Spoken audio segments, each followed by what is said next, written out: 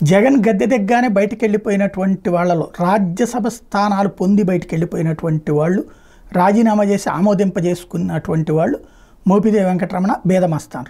ఇప్పుడు ఈ ఇద్దరు కూడా ప్రస్తుతం ఏం చేస్తారు? వాళ్ళు ఈయనకేమో మోపిదేవికేమో రేపల నుంచినే గెలవాలనుంది. అక్కడ అనగాని సత్యప్రసాద్ ఓటమెరగకుండా గెలుస్తూ ఉన్నారు. అలాంటి సందర్భంలో అందుకనే జగన్ టికెట్ ఇవ్వకుండా రాజ్యసభకి ఇస్తే తను ఇప్పుడు ఎదురు తిరిగినటువంటి నేపథ్యం. అలాగే బేదమస్తాన్లో ఇంతకుముందు కావలి నుంచి ఎమ్మెల్యేగా, ఇప్పుడు తను రాజ్యసభకి రాజీనామా చేసిన తర్వాత తనకు ఎమ్మెల్సీ ఇస్తారు, మంత్రి ఇస్తారు అన్నటువంటి ప్రచారం ఉంది. అది ఎంతవరకు వాస్తవమో తెలియదు. అయితే ఈ ఇద్దరూ కూడా ఇప్పుడు తెలుగుదేశం పార్టీలోనే చేరుతున్నారు.